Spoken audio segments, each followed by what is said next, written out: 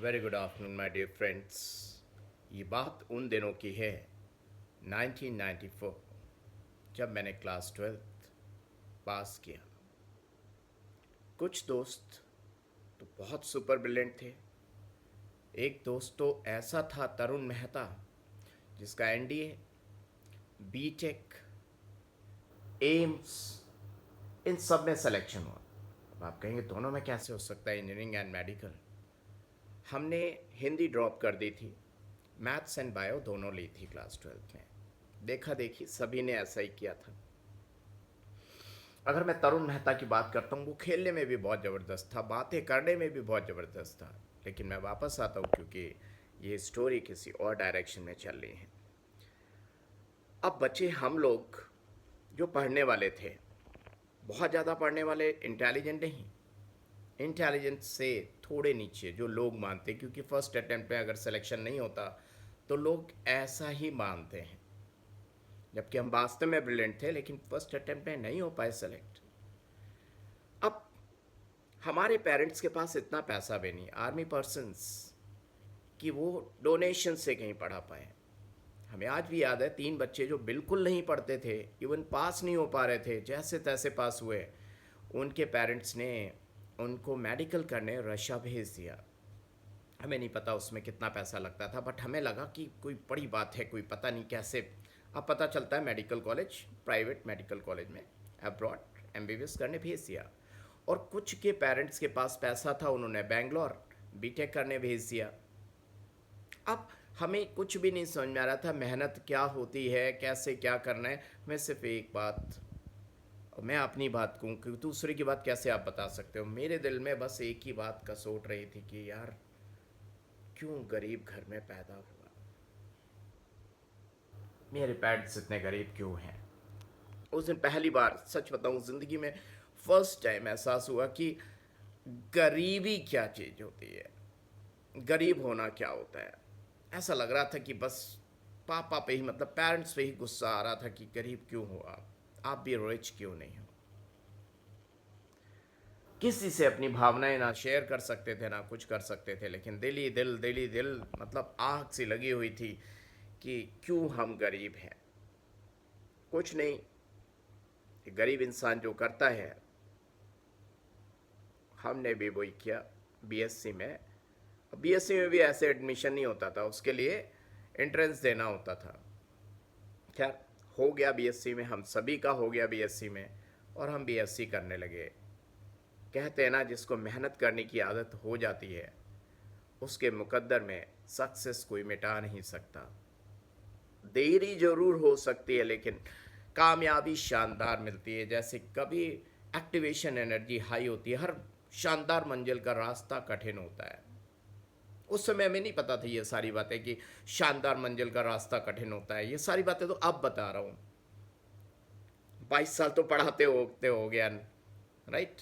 क्या मुद्दे पे आता हूँ बच्चा लोग। देखिए, उस समय हमें गरीबी बहुत सता रही थी, लेकिन अगर उसमें पैसा होता तो हमने भी डोनेशन से एडमिशन ले लिया होता, शॉर्टकट। लेकिन पैसा ही नहीं था, और उसके कारण बीएससी पढ़ा, MSc, MSc I was top gold medalist, फिर गेट दिया, एमटेक किया। और आज जो लोग डोनेशन से बीटेक या एमबीबीएस करके आए थे, आज उनकी हालत अच्छी नहीं है, और ना अपना वो जॉब कर रहे हैं वो वाला। एमबीबीएस करने के बाद डॉक्टर नहीं, कुछ लोग तो बीच में ही छोड़ आए थे, कुछ करके भी आए पूरा, तो वो कोई स्कूल में, मतलब मैनेजर लेवल पे है, मतलब फिर भी वही काम कर रहे हैं, भी बहुत अच्छी पोजीशन नहीं है। सेटिस्फैक्ट्री, कोई भी चीज़ सेटिस्फैक्शन अगर जिस चीज़ में हो, ऐसी किसी भी स्थान पे उनमें से कोई भी नहीं है माय डियर फ्रेंड। और मुझे देखिए, आज मैं कहाँ हूँ मैं जानता हूँ, सब कुछ है मेरे पास। और आज मैं याद करता हूँ वो लम्हा जो गरीबी के कारण मेरा नहीं हो पाया था। नहीं तो मैंने भी डोनेशन से कर लिया होता, शॉर्टकट। उसके बाद, अच्छा, उस समय जिन लोगों ने एमबीबीएस में रशा गए थे, मोहल्ले में उनका नाम कि उनका बेटा रशा एमबीबीएस करने गया है। बीटेक में जिनका होली पे जाओ, दिवाली पे जाओ, सब ये कहते थे वाह वाह क्या बात है, मतलब जैसे कौन सी बड़ी बहुत बड़ा मतलब तीर मार दिया, और मतलब होली पे लोगों से मिलने ही जाना छोड़ दिया था, और तुम क्या कर रहे हो बीएससी, अरे कोई कंपटीशन क्यों नहीं दिया। कौन बताए कि इन्होंने भी कंपटीशन फाइट करके कुछ नहीं किया है, इन्होंने डोनेशन से लिया है, लेकिन कौन बताए, दुनिया वाले तो वही देखते हैं, हर चमकती हुई चीज़ उन्हें हीरा लगती है। आज वो कहते हैं कि यार तुमने कितना सही डिसीज़न लिया था, मैं भी कहता हूँ हाँ मुझे पता था, लेकिन उनको कौन बताए कि मैंने कोई डिसीज़न नहीं लिया था, गरीबी ने मुझसे वो कराया था।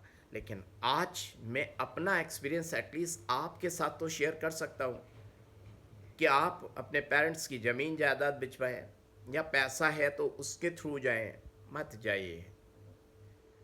सक्सेस अपनी मेहनत पे हासिल करिए। तो जिन लोगों के पास पैसा है भी, वो एमबीबीएस अब्रॉड या प्राइवेट मेडिकल कॉलेज सीट में पैसा बर्बादी ना करें, क्योंकि अब बीटेक के बाद जॉब ऐसे नहीं मिलती अगर हुनर नहीं है, काबिलियत नहीं है, किसी काम की नहीं है। आजकल तो समाज में भी इज्जत नहीं है इन चीज़ों की जो आप डोनेशन से लेने जा रहे हो, कोई रुतबा नहीं है। प्राइवेट मेडिकल कॉलेज में फ़ीस देखिए, सबको पता है कि प्राइवेट में हुआ पैसा भी गया, रिस्पेक्ट भी गई, कोई फ़ायदा नहीं है। और फिर मेडिकल कॉलेज एमबीबीएस, एमबीबीएस का तो वैसे भी आज की डेट में कोई वजूद नहीं है। क्यों?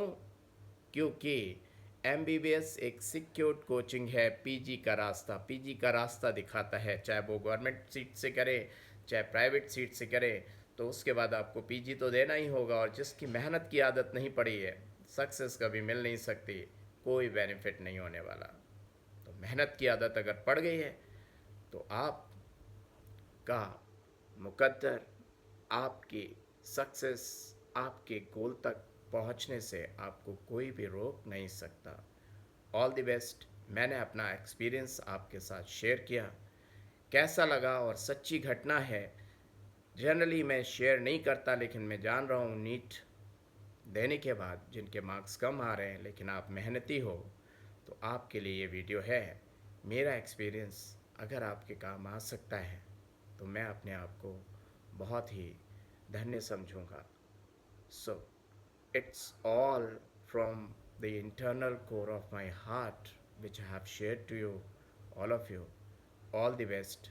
भगवान आपको सही डिसीज़न लेने में आपकी मदद करे। All the best.